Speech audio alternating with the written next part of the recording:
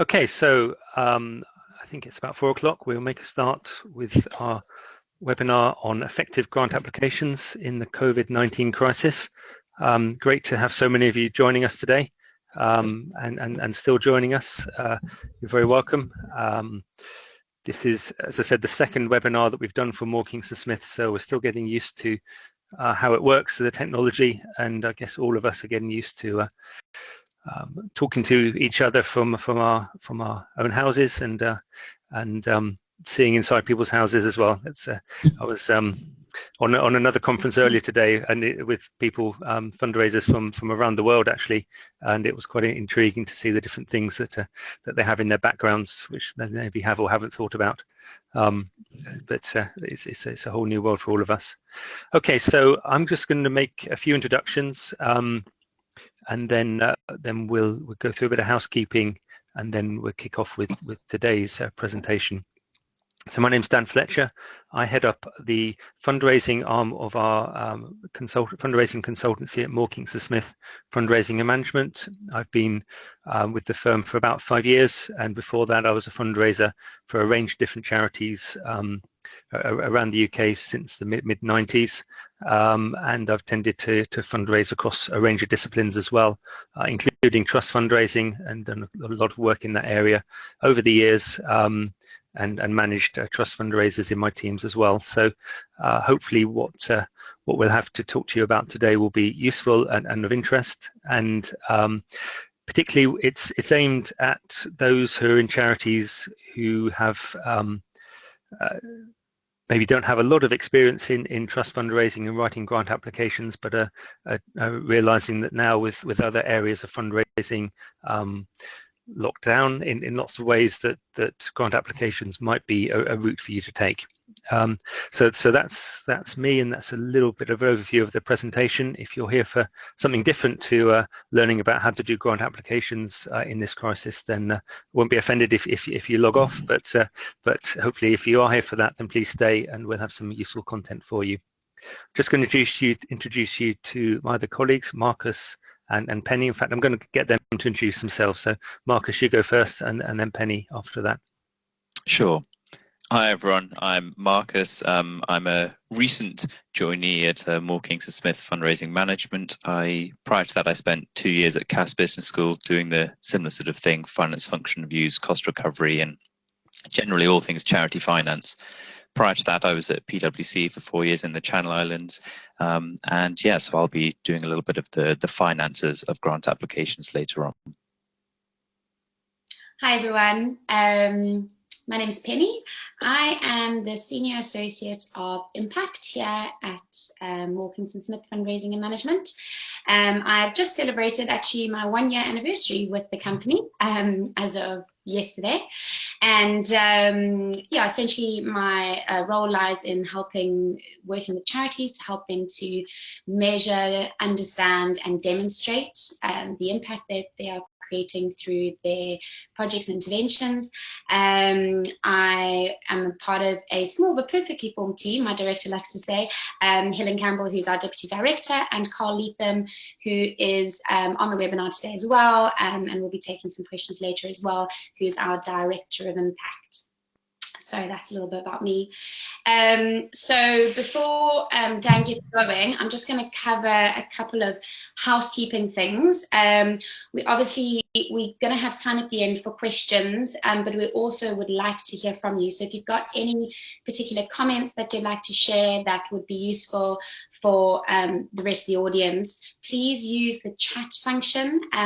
If you're new to this, as I know many of us are, and we've had to learn to be digitally savvy very quickly, on the bottom of your screen there should be a few icons, and the second to the left there's a messaging box, and that's your chat icon. If you click on that, you can chat to us. As the messages, questions and comments will just go to us. Only the presenters will be able to see them. So what we'll do at the end is we will read those out and answer as many as we can. Obviously, there's quite a lot of us on the webinar today, which is great. We're on 128, so we might not get through all of them. And if we don't, we're going to send a follow-up email, and we'll have an FAQ document that will attach to that, and we'll cover anything that we haven't managed to cover in this hour. Also, very importantly for me to say, just so you know, it's a public forum, so this is being recorded. And again, we will, in due course, we will make that available, most probably on our website. I think that's all I needed to cover for now. Great, thanks very much, Penny. So we're going to kick off with the presentation now, and I look forward to seeing some of your questions towards the end, and hopefully being able to answer them. So just as an overview of what we're going to go through, I'll give a brief introduction and talk a little bit about some of the grant possibilities that you have, new funds that have been set up within the COVID-19 crisis in particular. Then I want to go through 5 top tips, things which are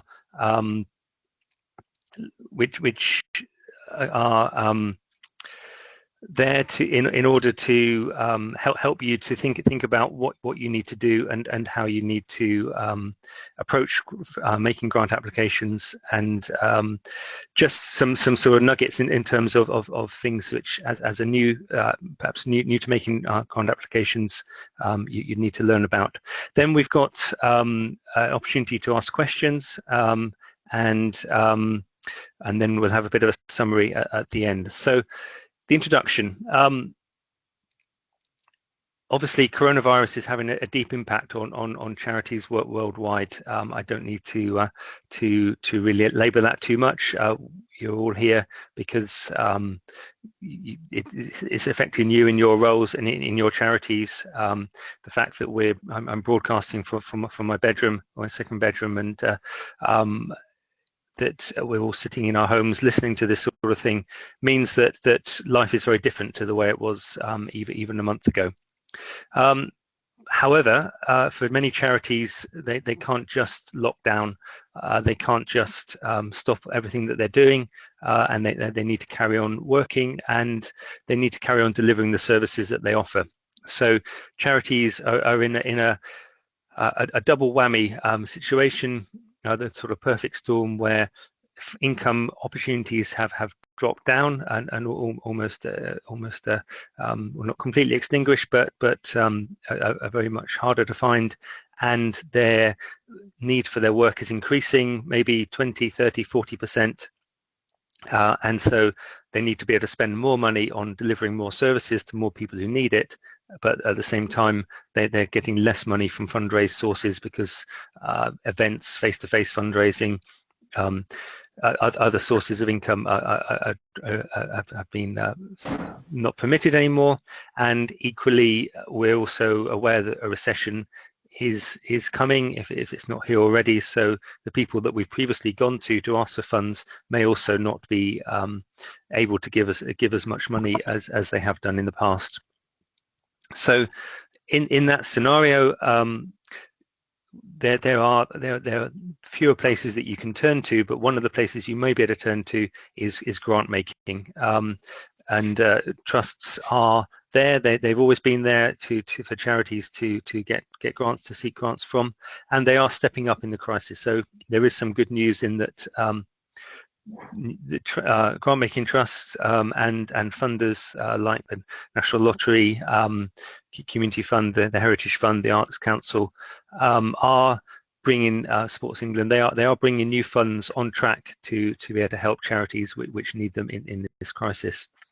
But what do you do if you are a charity that hasn't really done much bid writing in the past and doesn't really know what to do or how to approach these opportunities that are presenting themselves? The answer to that is hopefully something which we'll be able to give you during this presentation. It's going to provide you with some of the basics that you need to get started, some thoughts and some ideas to help you to find your way, navigate your way through the whole sort of world of grant applications. Just a little bit of a pointer. I mean, there's lots of other. Well, I've got a link at the end of this slide of lots of other sources of funding, but some things that have come up just in the last 10 days or less. London Funders, a group of funders, large funders from around across the City of London, have stepped up to the plate back on the 18th of March. So, yeah, 2 weeks ago, they were already talking about how they could band together and put together some emergency funds which charities could apply to. Just an example of them there, but that's not all of them. So not just those three organisations, but others are there, and they're recognising that as a grant maker, they're in a unique position to be able to make a difference to the charitable sector, and that they can step up and fill that gap. And the National Emergencies Trust launched an appeal. You'll all be aware of that. They have raised over 11 million within their initial campaign, and those funds will be distributed through the different community foundations, which are generally county-based or borough-based in London. And they tend to be smaller amounts, smaller grants, but they are available for a whole range of charities, particularly the many small to medium-sized charities that are out there.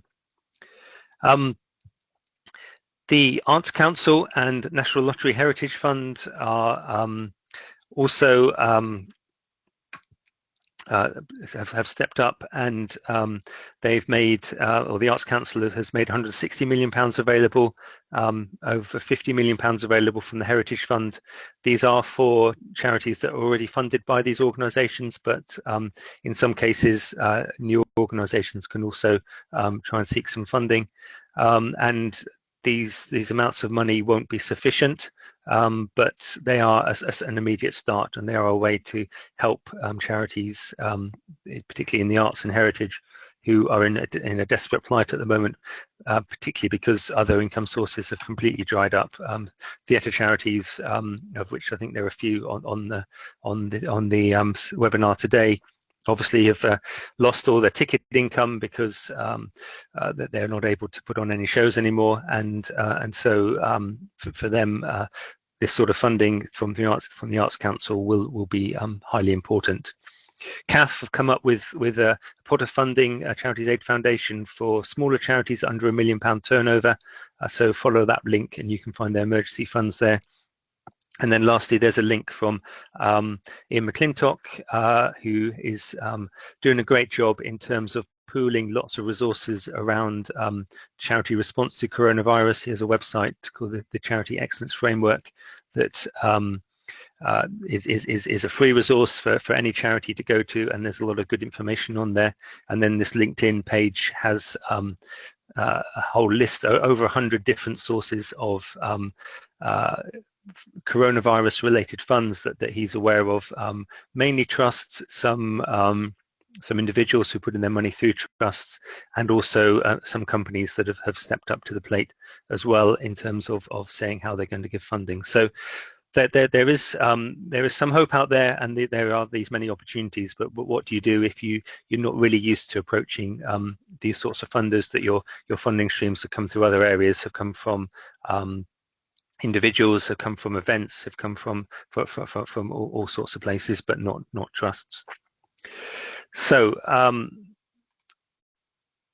5 top tips that we think are helpful to enable you to navigate your way through this. The first is to keep it simple, or keep it simple stupid is the phrase, isn't it? And it really rings true when it comes to grant applications.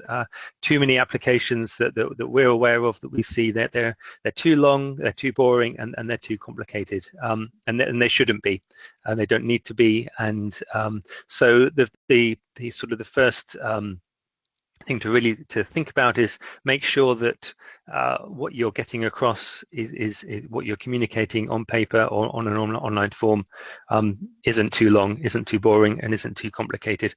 We all like to use lots of words, and we may think that we're good writers at times, but concise and to the point is of utmost importance when it comes to writing a grant application. And the important thing, I suppose, is to think that when we're applying to a trust, we may think of it as an organisation, and so we're approaching a thing, and sending our application off into the ether, or off in the post, just to some organisation somewhere. But actually, it's an organisation made up of people just like you, just like me, and those people have will be able to respond to things in a human way. It's not a machine deciding whether you get the grant or not. It's people thinking it through and reading what you've sent them and digesting that and making a decision. And so you need to think about communicating on a grant application just the same way as you would face-to-face with an individual, or pitching to a group of, or a panel at a corporate pitch, or wherever that might be. So trust boards are made up of people who are making those decisions, and they've also got loads of applications to look at. It's not an easy job going through application after application. Think of what it might maybe like those of you who do recruitment, of recruiting people for a job. If you've got 100, 200, 300 job applications, it's a lot to wade through. You need to pick out the ones that are going to be punchy, going to be concise, going to be relevant, and so make sure that your application for funding is the sort of thing that would get through in the same way it would get through in a job application. And then these 4 points here on really getting your case for support right, helping it to be simple, straightforward, but also clear and effective. So and I realise I've got a typo there already, apologies. So it should be, what is your vision? What does the future look like? That's the first thing that you need to get across. Obviously, it also, just thinking about my typo there, helps in your grant applications if you do avoid the typos and do a spell check before it goes off. So I'm sure I'm preaching to the converted and need to learn my own lesson, but that's important as well, that there aren't errors in there that creep in that the trustees will look at and forget to focus on the good things that you've put in there. But back to the case for support. What's your vision? What does the future look like? If you can get that across, and if you understand that clearly, and we're going to think about impact a little bit later. Impact comes into that as well. Next, you need to think about why you can't achieve your vision. What's stopping you? What's getting in the way? And that thing isn't your lack of money. It's maybe it is coronavirus at the moment, but there probably are deeper things as well that are stopping you achieve your vision. So what are the things that stop the vision that you would like to see happen in the world? What are you fighting against as a charity? If you're a cancer charity, maybe it's obvious that the thing that's stopping you is cancer. If you're a homelessness charity, then it is homelessness, but it's also the economy, or lack of opportunity for individuals to be able to help themselves, and failures with the education system, failures with employment. If you delve into it, there's a range of things that you know and you understand. You need to get those across. Why can't you achieve the vision that you want to achieve? And then what's your solution? How or who will make that happen? How will that happen? How will you solve the problem that you presented? If you've compelled the trustees to get behind you with believing in your vision, and then empathizing with what's stopping you, they'll be able to really get behind you with the sort of solution that you're presenting. And then a little bit about your beneficiaries. Why do they need your help? Who are your beneficiaries? How do you know that they need help? What sort of help do they need? And help the trustees who are reading the application to understand more about these beneficiaries, again, to empathize with them, but to also see that the sort of support that you're providing is the right sort of support that these beneficiaries need. Those are 4 very simple hooks to hang a case of support on. There are a range of other ones, but if you can get these 4 right, then you can probably develop other nuances to it as well to make your application really sing. Next is the importance to read the criteria. Most trusts, if not all trusts, will have some sort of criteria to how they give away their money. They don't just say, here's a bucket of money, come and get it, we'll let anybody have it. They are charities too, and so they must deliver their own charitable objects. So they will have those objects written down, and they won't be able to deviate from those objects. And most of charitable trusts will have some peculiarities or particularities to what those charitable objects are. If your charity delivers the sorts of things that the grant making trust has funds available for, then that's great. You're fortunate you're with a winner.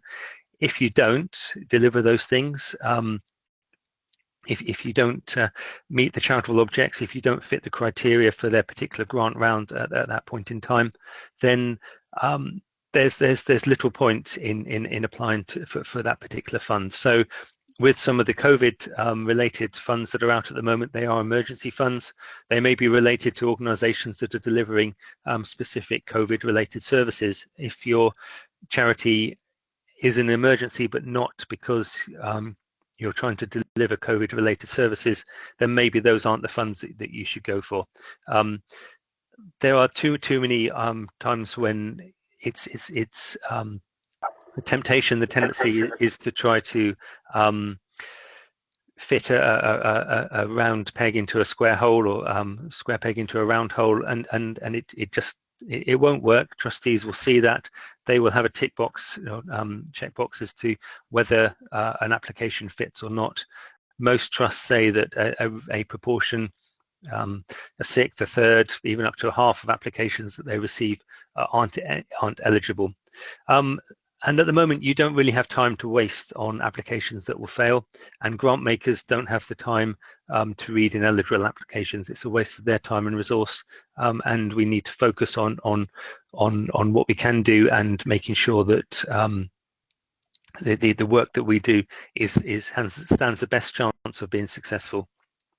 Another way of thinking about understanding the criteria is also to look at the kinds of applications or the kinds of charities that have been successful in the past, where those grant makers have made grants, and whether those grant recipients are similar to you, either similar in terms of the sort of charity or similar in terms of the sort of projects that they run.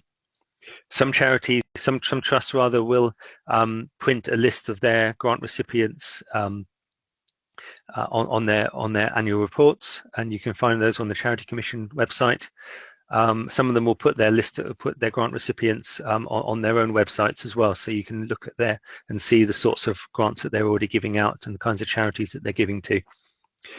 There are other resources like 360 Giving, which lots of trusts send their data to, and that gives an idea of the sorts of places that trusts are giving to, because trusts will give their donation data through to 360 Giving, and 360 Giving collates that en masse. So you can look at your area or look at your cause and see the kinds of trusts and triangulate which trusts are giving to those. So just because a trust hasn't given to a charity like yours doesn't mean they never will, but the odds are lower, and so it's better to go for trusts that are more likely to give to an organisation like yours, unless they show that they're completely broad and they give to all sorts of organisations, and in that case then maybe you're being with a chance. And then the last point on here about the criteria, and this is a useful point for thinking about grant applications in general. Get a second opinion if you can. Bring somebody else in to have a look at your application and to see whether they think it really fits. When it comes to the thinking about the criteria, it's a second opinion will be a more realistic opinion. They'll look at it with less rose-tinted glasses. They will see, does it really match up? Does the criteria and what you're offering really match up? The other thing that also crops into grant applications is that sometimes the questions that are on an application form, for example, would appear to be quite similar to other questions. Often there is a similarity, but there is a reason for that similarity, and that's because they're actually trying to get at different things as well. So read the questions really carefully. Don't just cut and paste one set of answers from one application form into another application form. Make sure that you bespoke the kinds of answers that you're giving to the actual questions that the trust is making. So that's thinking about the criteria. Moving on to the next sort of top tip, it's thinking about how the trust has written their criteria, how they present themselves on their website, how they talk about the way that they fund, and what they're interested in. And there are two reasons for that. The first is that we in our charities often use lots of jargon and we often say things which mean a lot within our organization, but outside our organization they are incompressible, as I've written there, or even incomprehensible, as I should have written. So that wasn't a new piece of jargon, that was just a bad piece of typing. So there's always a temptation with grant applications to talk about your charity in the way that you normally talk about it, and that's not going to be helpful, because the trust that you're writing to may not really understand or may not really get what you're presenting, because they don't know your jargon, they don't know the assumptions that are written behind it. The second thing is that funder themselves will use their own jargon. They will use their own way of talking. They will have a particular way of describing what they're interested in and why that's important to them. And so if you're able to express what you do in their terms and their phrases, in their jargon, if you like, it will help their trustees to really frame what you're asking for in the best possible way. And so it's important and helpful to really understand the writing and understand what it is that they're asking and do that. I've got an example, the Bill and Melinda Gates Foundation. They've got a number of words on their website, but just a couple of paragraphs, a couple of sentences which are sort of pertinent. They say, in developing countries, we focus on improving people's health and well-being, helping individuals lift themselves out of hunger and extreme poverty. And then in the US, we seek to ensure all people, especially those with fewest resources, can access the opportunities they need to succeed in school and life. So they're giving some really great clues, some great hints as to what their priorities are, what are they interested in, and how do they frame the sorts of things that they do. So they talk about lifting people out of hunger and extreme poverty. So that's a bit of jargon in itself. That's a colloquialism. You don't really physically lift somebody out of hunger, but we all understand what that means. So can you use terms like that if you do, if your charity is working in developing countries and does help individuals by lifting them out of hunger and extreme poverty, then use that sort of terminology to describe what you do and how you do it. But make sure that you do so in a way that demonstrates that you really understand what the Bill and Melinda Gates Foundation are all about, and that you're not just sort of mirroring their words without any depth to it. So there's got to be reality behind the way that you mirror their words, but it can really help. And then I've put there, don't use gibberish, and I've got the next slide gives an example of what I mean by that. So I'll read this out. We are seeking support to further our mission to develop interdependence in young people with challenging cognitive differentiation. We recognize that every young person is different, so that while one young person may join us at entry point 1 and find themselves capable of progressing to phase 3 after 18 months, another young person may require more time engaging with us at phase 2 before feeling capable of progressing further. Funding will be used to utilize differential opportunities to develop confidence and realign their cognitive focus. That may mean something to somebody. I'm slightly skeptical, I guess, but a funder reading something like that in a funding application, well, it fails on the first hurdle, doesn't it? It's not simple, and it's unlikely to be reflecting any language back to the funder that they might have used, and it may fit criteria, it may not. It may be very hard to work out whether it fits any criteria at all, because of the way it's written and because of the language that's used within it. And there are two further points that I wanted to bring in when it comes to thinking about how you write and thinking about the language that you put into applications. One of them is that it's helpful to keep your sentences short. There's some science, some sort of neuro-linguistic programming science, I guess, has gone into thinking about what sort of sentence length actually works well in getting messages across, and 16 to 17 words is recognized as a good number of words, or maybe a maximum number of words that you might want to include in a sentence. If you're starting to go beyond that, you're introducing subclauses, you're introducing other bits of content that may mean that whoever's reading it loses focus as they go through. Sentences shorter than 16 to 17 words will be punchy, will get there, and we'll be able to get the point across. The other thing is that words which don't come from a sort of a Romance language origin, so which aren't sort of the words that entered into the English language from the Normans or the from French, those sorts of languages. Though if you use words which come from a more of an Anglo-Saxon origin, I'm not talking about the four-letter words there, but the more sort of Germanic words, those are the ones which get the point across better. So use instead of facilitate, or make better instead of improve. We rather than saying we recognize that every young person is different, we see that every young person is different. That would be a better way of getting it across. This paragraph here has lots of Romance language type words in it, and it has lots of long sentences over 16, 17 words. So on that basis, it doesn't really work very well, and either, as well as being gibberish. And so I'd recommend keeping it aligned to the funder's words and as straightforward and easy to understand as possible. Okay, I'm now going to move on to our next slide and introduce or bring back Penny, who hopefully will put her camera back on, and then she's going to talk to you a little bit about impact, and then Marcus will talk about the slide after that, and then we'll have a session for Q&A. Thank you. Thanks, Dan. Hi again, everyone.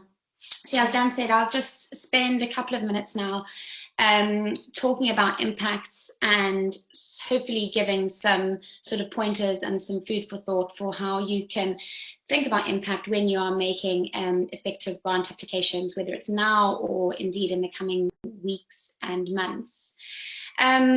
So I was chatting to a friend and a contact of mine a bit earlier today.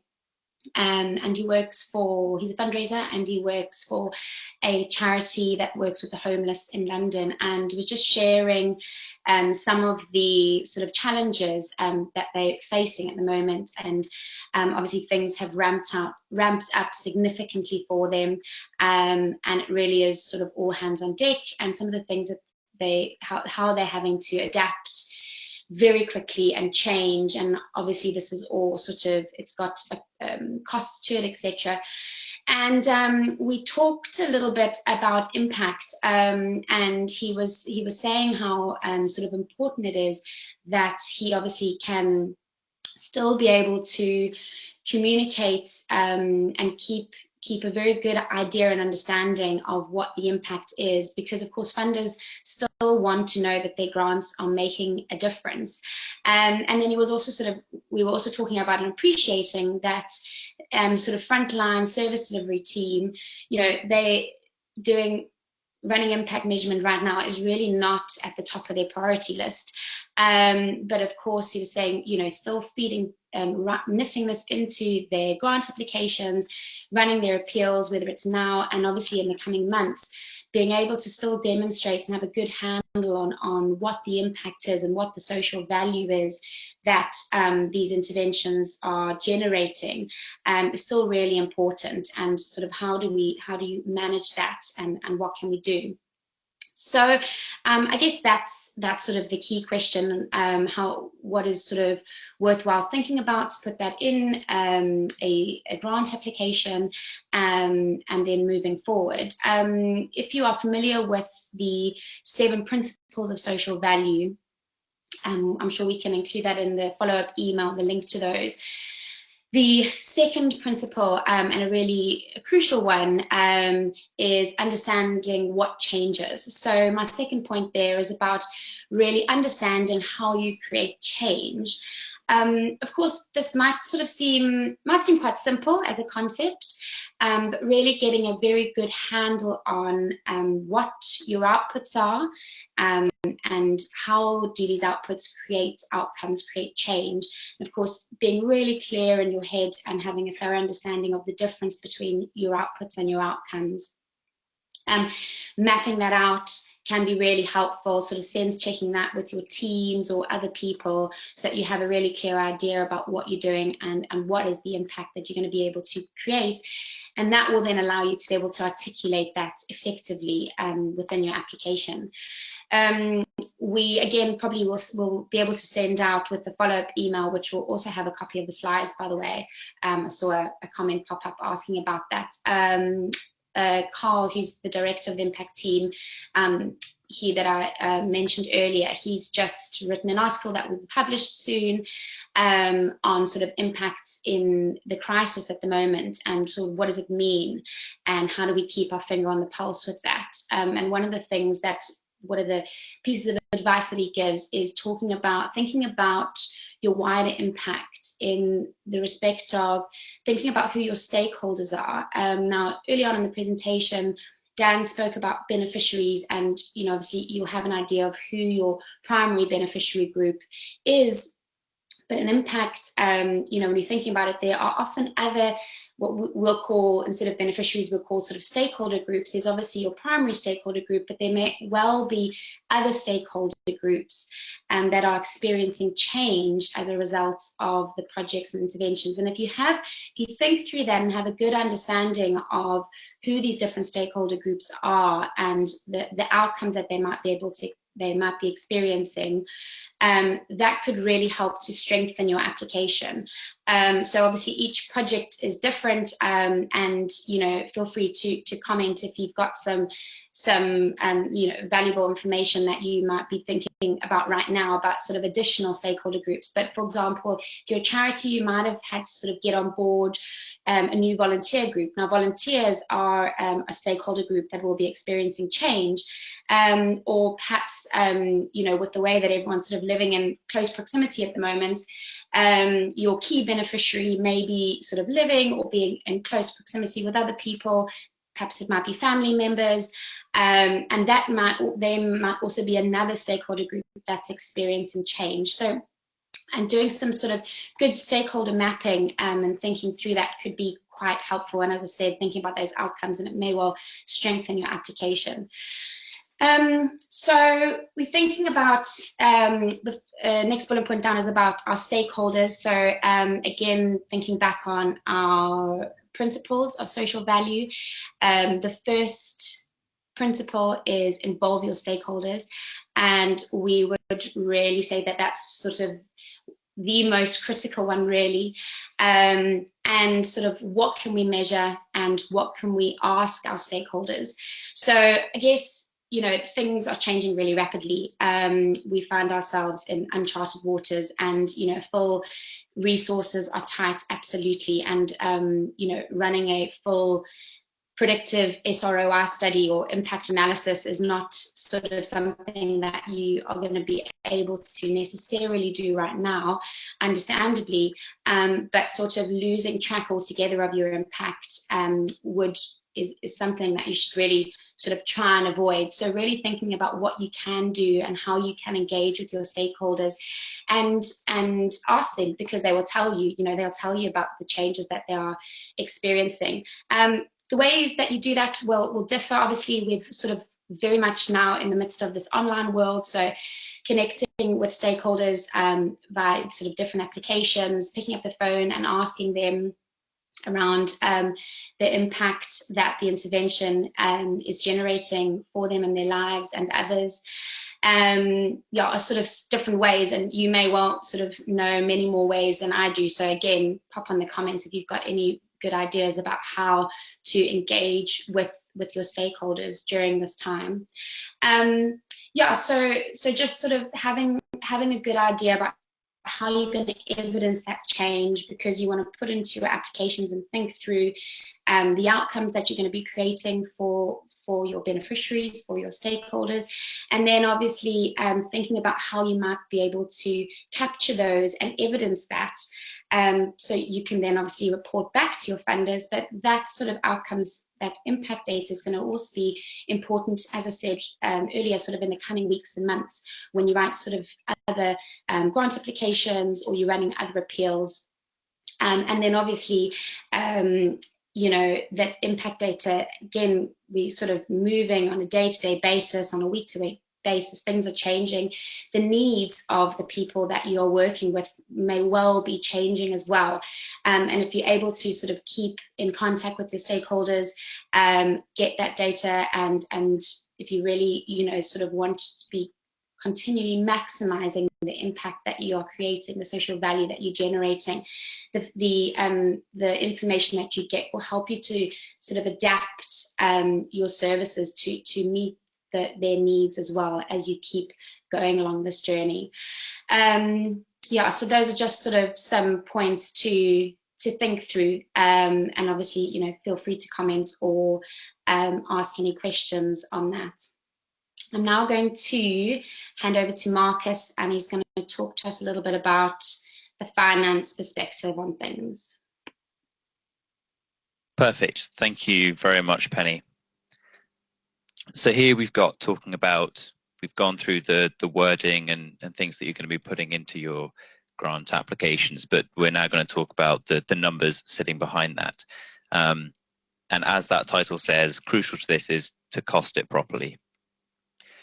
Charities, by and large, tend to underestimate the true cost of doing a piece of work by at least 20%, often sometimes more than that. And this happens for two reasons. The first is just that by the nature of being charities, we tend to be overly optimistic and to think that we can deliver more for less. And then when that doesn't actually pan out, we've overpromised, or we're going to have to incur more cost to achieve those goals and objectives that we've set out in that grant. The second is that we often just simply forget about or cherry pick costs in grants. Now this, as we say, if you're forgetting those costs, then that's happening purely by accident. But if it's cherry picking, it's a little more deliberate than that. It's maybe thinking that, oh, okay, I know this particular funder won't fund me for IT infrastructure, so I'm just going to leave that cost out of this particular grant or bid. But there's a real cost to that, and if you're not getting that money from your grant, then you're going to have to get that funding from somewhere else. And oftentimes that's going to have to come from reserves or from trying to fundraise additionally to that grant to try and fund that gap.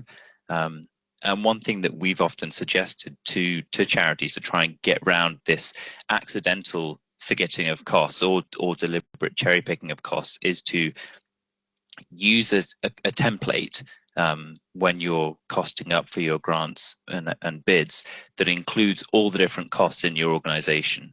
And that way, when you're going down costing your grant for a certain piece of work, you can really be sure that you are including all relevant costs that relate to it, and you haven't accidentally forgotten some purely because they've slipped your mind or because you think the funder won't fund it. As I say, any of those costs that you are leaving out or cherry picking, are going to have to be funded from elsewhere. And at the moment, reserves are going to be increasingly tight and valuable to organizations, particularly those unrestricted free reserves.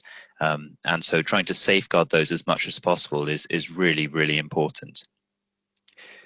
One thing I would say as well when putting in for your grants and applications is to make sure that you are including a fair portion of your overheads in there. And at the moment, it's going to be ever more important that we try and get those overheads funded, because, as I've said before, if you're not including them, they're going to have to be funded from elsewhere. But the key bit about that, I suppose, is to make sure that it is a fair portion of your overheads, and that you are being really transparent with what cost you're including there in your application. And as much as possible, we've encouraged charities to be better at being transparent with their overheads and not necessarily trying to make them seem as low as possible or artificially low in reports and accounts, because more and more funders are looking at your reports and accounts as well as your applications when looking at the overhead levels that you've put in for bids. So if you have an artificially low level of overheads in your reports and accounts, and then you're putting in for, say, 15% in a particular grant, you're going to really struggle to have that transparent dialogue with them.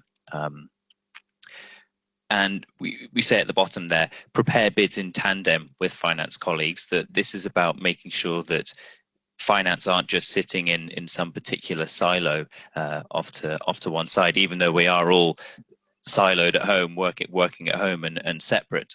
It's about trying to make sure that when you're preparing an application, that you're working with finance, rather than I often see organizations where you're almost working against finance, where the first finance know of a new grant or piece of work is when some invoices come through the door, and they will often have a better grasp of the numbers within your organization. So getting their input and their help with setting budgets and building an application can be really vital. One thing I would say lastly about transparency and how important that is that it's not just external transparency that's important. It's not just important for the funder and having an open dialogue with them. It's also internal transparency and making sure that those others within your organization, the budget holders, senior management and key decision makers, that they are seeing a transparent picture of the true cost of this particular service that you're trying to apply for, and just to enable them to make informed decisions when looking at that particular service. And so I think that comes to the end of our sections here, and I'm going to hand you back to Dan. It does indeed. Thank you very much, Marcus, and thank you, Penny, Thanks. as well. And hopefully I'm going to be joined now by Penny on the, oh no, I've lost Marcus as well. If Marcus and Penny, and also Sure. Mark and Carl, if you're able to join us as well, or Penny, if you're able to sort that out for our colleagues. There are a few people who've put some questions in the question box, so we're going to go through those and pick up some of them and see and try and answer. But if you have any questions as well, please do find the chat function. As Penny says, it should be on the bottom screen. It's sort of a blue blue box, a little bit like a speech box. Click on that, and that will allow you to be able to type a chat in there, which will then come up, and we'll be able to see that, and we'll read those out and go through them with you. So just reading from the top, Joe De Serrano has asked a question, a couple of questions. One was a list of grant-making trusts and foundations that we could share. So on one of the earlier slides, I did have that link to information that Ian McClintock has put out on LinkedIn, a list of over 100 different trusts and foundations out there that are particularly focused on providing emergency responses to charities or helping charities within the COVID crisis. There are other resources. Funding Central is a UK website that that is useful for charities to go on there and find trusts and foundations that might be relevant to them and to look them up on there. The other thing that you can do as well is to look at charities that are similar to you, and if they record the trusts and foundations that that fund them, they might do that on their annual reports, they might do that on their websites. That information is obviously in the public domain, and you can go and look at that and use that for your research as well. And then you've also, Joe, you've also asked whether there's any coordinated call by charities to the government for special support. There is a lot of that going on at the moment. There's been the NCVO, Institute of Fundraising, Charity Finance Group, all working together to. They've worked out that the loss to charities in the next 3 months is likely to be in the region of £4.2 billion, which is a huge amount of reduced income. And at the same time, the call for services of these charities is going up by I think it was 40-something% was it's either 28 or 40%, but still a large amount, a high percentage. Carl Wilding, the chief exec of NCVO, was presenting or answering questions from the DCMS. And other charity leaders were doing that a couple of days ago. I think Peter Lewis from the Institute of Fundraising was on the BBC yesterday on certainly one of the news programs, also presenting the case for the charity sector. I believe Penny Mordaunt, the MP, a minister, has suggested that there might be some sort of package coming for charities. The Treasury's been quite quiet on what's actually going to happen. But I think we need to continue watching this space. I guess it's 10 minutes till the next government presentation, press conference. Probably not going to be today, but it might be today that some news on that will come out. And if that is the case, then that will be very helpful. Whatever it is, charities will still need to do more, and they'll still need to find more money in order to help them stay afloat. And now I've lost all of the other chats or comments that were there, so I don't know whether any of my colleagues can see them or not. I think I can see some. Marcus, I don't know if you can as well.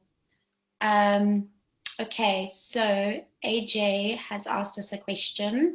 Are there grants available to help with capital projects or help with paying interest on loans taken out by charities?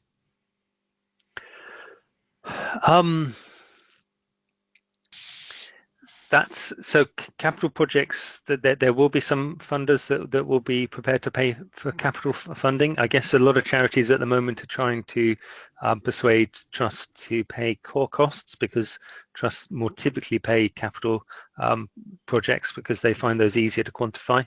So the default for many trusts is to provide funding for capital, and the unusual thing at this point in time is that a number of trusts are stepping out and saying, actually, we'll provide revenue funding for core costs as well. So yes, you will be able to find grants out there for charities that are trying to run capital projects. I guess in this current climate, it may be it might be harder to make your case for capital projects. I'm not sure. I think Joe, you might be sitting on the B button because you're filling up or maybe that's me actually. Sorry, no, that's not Joe. That's me. Let me delete that. Sorry, all going crazy in the chat box here. In this time. A capital project may be harder to make a case for, because we don't know quite what the future is going to be like, and we don't know whether that capital work will be something which is going to be helpful in the long run or not. So that's something to think about. It's easier to do capital projects when the future seems a little bit clearer, and the way the world is going to be seems a bit more obvious. The question about loans, I think that's harder to seek funding for funders don't normally like to fund things which are essentially retrospective funding. So funding where the charity's already made a commitment and already committed itself to a cost, and paying interest on loans might fall into that category. So there may be some funders that will help in that area. That's a harder thing, and maybe that's something I can think about that and come back one-to-one to the person who asked that question. I still can't see any of the other questions. So, okay. The next question we had was from Nikki Patterson, who said, "Do you have any information for international NGO funders, please?" So again, on the list of the list from Ian McClintock, there are some INGO funding opportunities there as well. So it's not just around the in the UK. Most of them are UK based, but not all of them. So so that's one place to look, I think. And again, giving in another plug, his Charity Excellence Framework website is another source. It's a source that we use from time to time when we're looking for funders. And so the fundraising section on there has a load of categories of different types of funders and the sorts of sources of funding that you might want to go to. So that would be a good place to start, Charity Excellence Framework. Okay. From Sandy, she's asked, when there is a word limit, I feel the need to use up all my word limit, even if I've already fully answered the question. Is there an expectation to use the full limit? No. It's a short answer to that, and the essence being short answers aren't always bad answers. So the word limit, it's an indication. If you've got 1,000 words and you only put 20 in there, maybe that's a wee bit too short. But that does, if it's 1,000 word limit and you only can fill it up with 800 words and you feel you've said everything you need to say, then that's sufficient.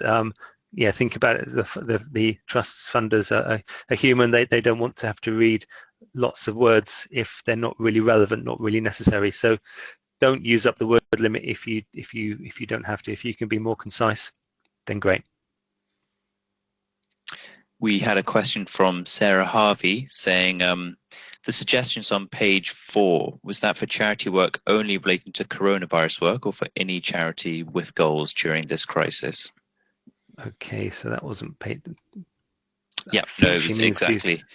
These ones here, is it the ones for the case of support? Assuming that's what you mean, Sarah. In any case, yes, I think they are for whatever the scenario is.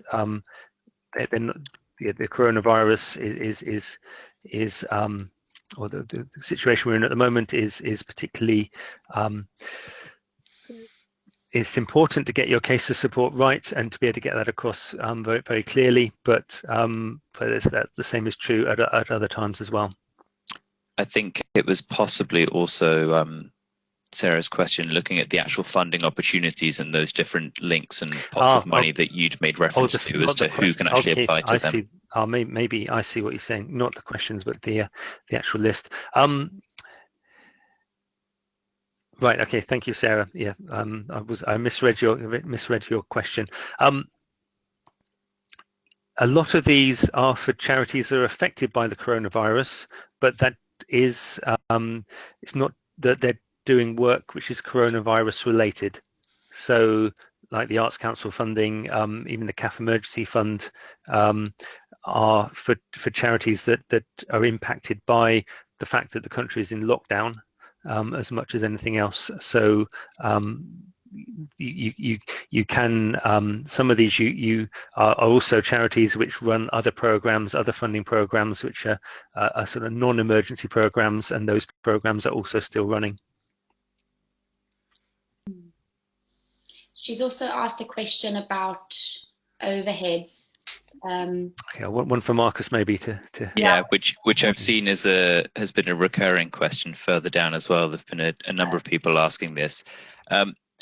I think there's no right answer as to what is a suitable level of overheads, because it's been such a endemic problem within the charity sector over the past, decade really, that we've increasingly made ourselves to appear to be as cheap as possible, with everyone almost competing in a race to the bottom to be seen to be as lean as possible.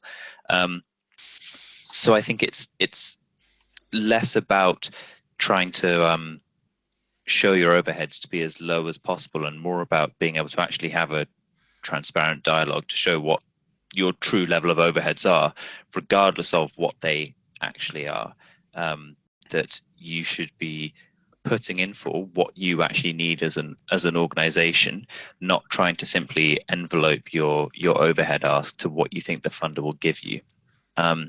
And if you do think that the funder is only going to allow for a very small percentage, and you have a much higher overhead percentage than they are allowing, it's about the sort of the dark arts of accountancy of trying to link as much of your cost as possible to the work that you're doing.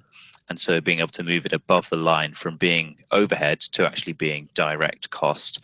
A good example would be probably the building that you operate out of may just be lumped into overheads, but in actual fact, if you're running a cafe out of it, if you're running a space for workshops or for a community engagement group, the costs associated with that building are actually part of the cost of delivering those services, and so could be moved above the line out of your overheads, making that percentage somewhat lower than it otherwise would be. And Marcus, would you tend to avoid having a budget line that says overheads and then so many thousands of pounds? Is it better to think about labels which mean something for the funder rather than just an internal Yes. designation? Yeah, I think that's a much better way of being able to get more money from your overheads, rather than a funder saying, "Oh, we don't allow overheads and not funding any." If you split it out and provide some granularity, you may have them return and go, "Oh, we don't pay for HR or fundraising," but they may allow you to keep the building costs or the IT or something in. So giving as much information as possible can be a useful thing, even if it does take a bit more time. I would quickly say on that we have got an online tool that we've created to allow you to better cost up your overheads and to assist you with moving those costs above and below the line. And so if that is something that you'd be interested in trying to use, please do get in touch with us after this presentation. There are contact details shall we at the include end. it in the email that we send out to everyone, Marcus? Perfect. Yeah, we can do that. Yeah. Okay. So sorry, the slides are moving around. It's now 5 o'clock and we've got a few more questions. We'll maybe go on for a couple of minutes longer, and then if we haven't reached your question, we will answer it by email and come back to you directly, if we're able to do that. Penny and Marcus, do you want to pick any of the other ones that you've looked at that we could maybe cover off quickly? Yeah. Marcus, I actually can't scroll down so hugely, so I don't know if I've got one here. Sure. There's a comment from Shirley, but Dan, you might be able to provide some sort of advice for her. So she says they're a small national charity with an income of 4 million. They can't apply to community foundations as they only want to fund their specific area. Too big for CAF emergency funds. Yeah. I suppose if you're able to understand what you do at a regional level and break that down in some way, then that might be a route to go to some of the more sort of locally based community foundation funding. So that's come from the so that £11 million fund that's been set up. That's one way to think about it, because even national organisations, they are delivering things, often delivering things in specific areas. So again, that's looking at some granularity in terms of what you deliver. Can you break it down into a form which fits the sort of funding that's being provided, and meets the interest that the funders are interested in? the other, it sort of comes back to the other point about meeting the criteria. If you're too big for the CAF funding, then you're too big for that. There are other charities, I guess, that aren't and do desperately need that. And hopefully there are other funds which will be relevant to you, and which ones which you can go for. So don't waste your efforts on wishing that you could have got funding where you couldn't. We all do that. That will happen. Every charity will be facing that, and just it's a question of pressing on till you find the sources that will work, or ones where you can readjust the way you phrase what you do and present what you do, so that it fits the kinds of things, the way that they're giving. If you're national, but you do things at a regional, county-based level as well. So hopefully that's helpful. Shall we call it a day at that point, or is there one more that you think we should take, Penny or Marcus? I was very quickly, I just have up here a question from Julia saying, given that we need funding more than ever, should we increase our ask above what we would normally have asked? And as a two-part, when is best to make that ask, as per the funder's timing or ASAP to capitalise on the immediate need? I'll take the first bit, Dan, if you want to take the second. Mm-hmm. I think asking for more than you actually need for a particular project, if you're asking for a grant for something specific, is a slippery slope, because if at any point, as are becoming increasingly common, accountable grants where funders want to be able to see a breakdown of your costs, or to see that you have achieved certain deliverables with that money, I'm not sure that the trade-off is necessarily worth it, of the potential to get more funding, but the downside of that is that you risk losing that funder altogether and really tarnishing your reputation to funders out there, because word would get around very quickly if it did turn out that you were overpricing yourself, as it were, to try and get more money for the same amount of work. And then the timing question.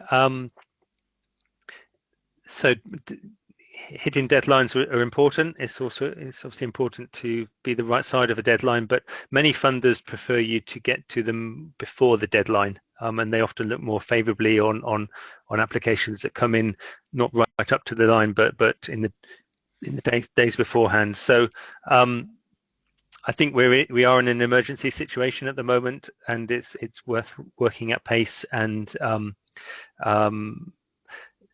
it's also, funders are also changing things around at the moment as well, in terms of they maybe traditionally had a trustees meeting, and the next one isn't scheduled till October, but they will recognise that there's a need at the moment, and they might bring that forward, and they might be able to do it virtually, which actually makes life easier and saves time and effort for them anyway. So nothing is completely fixed at this point in time, capitalize on the opportunity, I guess, and go for it. Don't leave things hanging around, because there's no point and no need to. And I think on that note, maybe we'll pull up stumps and say thank you very much for listening. Those of you who stayed on, thank you for doing that. And we'll be in touch with everyone who asked a question that wasn't answered directly, and we will also send you an email to follow up with this probably tomorrow, with some information that we've talked about in this presentation, and some useful links that you should find. We're also doing these seminars and it will have more. So the next one will be next week, and it will have more of a finance theme, helping charities to think about their financial strategies, and I see Marcus is nodding, because I'm bluffing now. I don't really know what it's about, but Marcus will be producing. Tune in then,